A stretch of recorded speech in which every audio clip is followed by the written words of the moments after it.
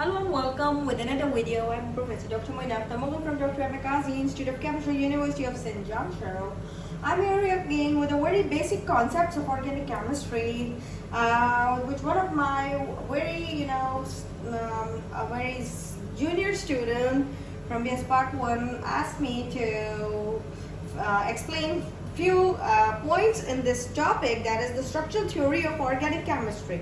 So I thought that I must share this with one of my, with my students, with my viewers who are interested in the structural theory of organic chemistry. So this structural theory is basically is the hard work of these three scientists, namely Alexander.M.butlerov August, Kekule, and Scott Couper. Okay, now they were working between the years 1858 to 1861 on this structural theory, which were the fundamental theories of chemistry, which is of course the fundamental, you can call it a fundamental theory of organic chemistry. Yes, so and it was referred to as the structural theory. This was referred, it's a fundamental theory, and it was referred to as the structural theories by, a lot of hard work done by these three scientists. They were working independently on this topic, and they have come up with some conclusions, which I'm going to explain. So basically explaining how atoms are, this is what this theory is about. It's all about how the atoms are arranged in a molecule with the help of electrons binding them together. How the electrons, they bind them together, right? And they form a bond, right? So, or you can call it how atoms are arranged in a molecule with the help of electrons binding them together. So the atoms forming these organic compounds is able to form fixed number of bonds.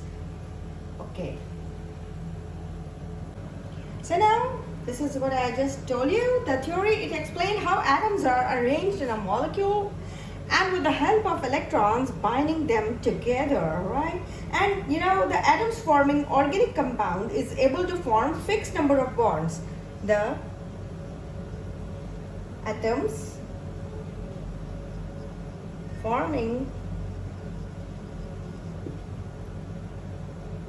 organic compound is able to form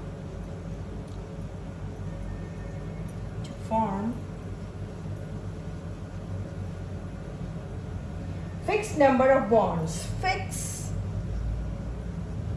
number of bonds. Yes. And to this they referred as its valence. What do they call it? It is referred to as its valence. This was referred to as its valence. Now what is valence? I will tell you. As for example, now we will look at the structure of a carbon atom. Now carbon, this is carbon, right?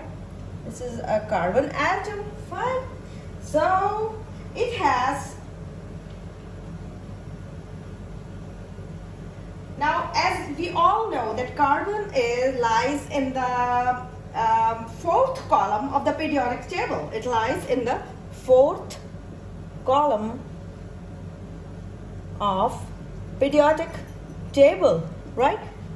Where it lies in the fourth column of the periodic table. That is, it has 4 valence electrons. So it has 4 valence electrons. Yes, that's why it has 4 valence electrons. And what are valence electrons? Valence electrons are the electrons that are revolving in the outermost shell of the atom. And what they do, they helps in bonding. Right? So in that sense, carbon atom has the ability to form, it has 4 electrons, as I just mentioned. So it has the ability to form 4 bonds. And that's why we call it tetravalent. Tetravalent. Now everybody will understand what is a tetravalent atom. Whereas if we take an example of other element, oxygen,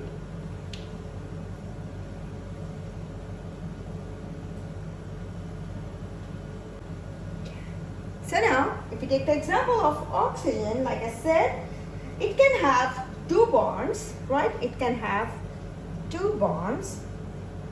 They would be like this. So it is a divalent element. Fine. And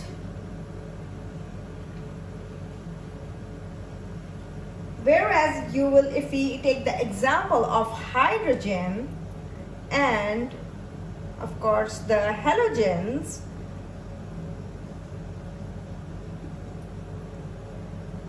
that is chlorine, bromine, iodine, they are all monovalent. Monovalent. That is, they have a single bond, right? Like this. And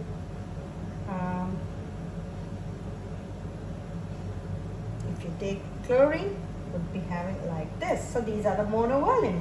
This was divalent. This is divalent. This is monovalent. Yes. Okay. So now it was also found out that carbon atoms can utilize one or more of its valencies to connect with other carbon atoms, making new bonds. That this is carbon's one of the ability or its property, right? How this was possible, I will show you in a second. For example, what I said, I can repeat. It was found that it was again told by the scientists that carbon atom can utilize one or more of its valence electrons, that is the electrons that are at the outermost shell, to connect with other carbon atoms, making new bonds, right? That is, for example, carbon,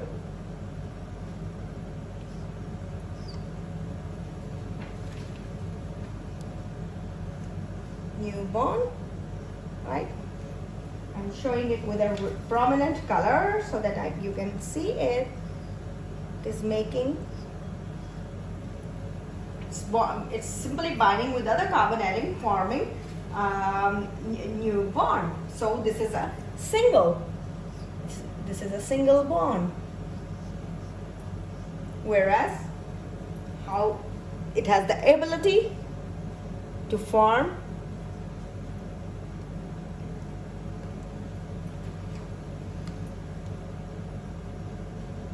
a double bond, and then it's a double bond. It can form a double bond, and then of course it can use its valence electrons to form again a new bond, that is carbon and carbon with this, and having a triple bond to satisfy its all 4 valencies. So this is a triple bond according to our statement. So now this structural theory, what it is simply a study of compounds of carbon. The structural theory is extremely helpful, it's extremely beneficial in finding out or in calculating spectroscopic interpretations. It is very, it helps in spectroscopic interpretations.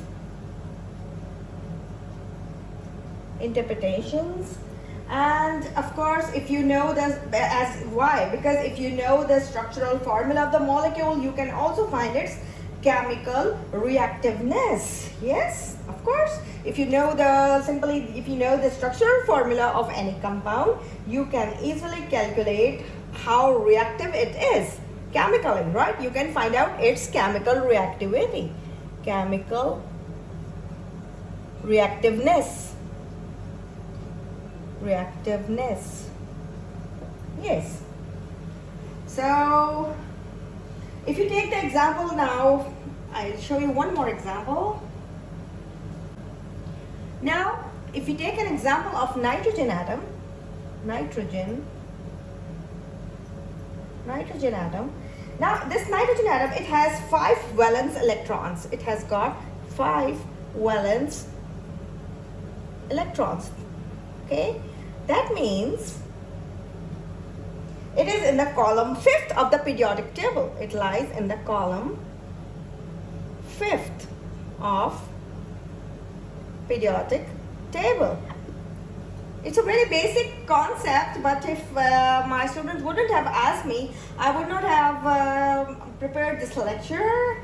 But it's a very basic level lecture, so I thought that I must explain it to them so that it would be beneficial for those who are even trying for their other examinations or bio preparations. So this is good if they know the basics of organic chemistry.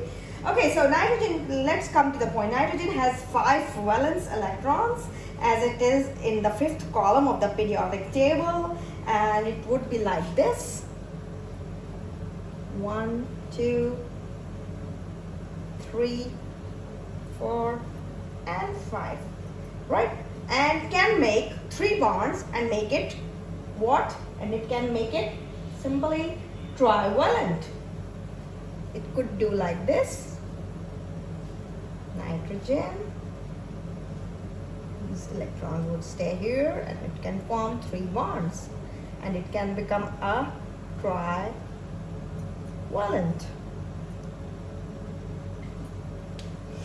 So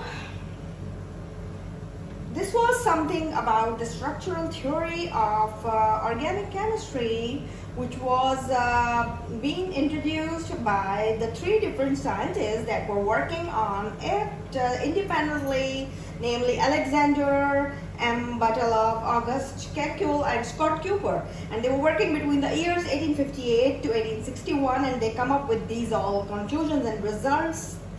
They were working on the structural theory, and this is also one of the fundamental theories of organic chemistry, and that's why it's referred to as structural theory. And its basic concept is how atoms are arranged in a molecule with the help of electrons binding them together, and the atoms forming organic compound is able to form fixed number of bonds, and to this they refer to as its valence. And what is valence? Valence is the outermost electrons that are involved in the bonding process, right? So this was all about your structural theory. I hope you like this short video, and it will be beneficial for that particular few students who requested me to explain it to them, and I hope this would work out for them the same way it worked out for my other students. Okay, see you next time with something interesting and something more absorbing. Thank you very much.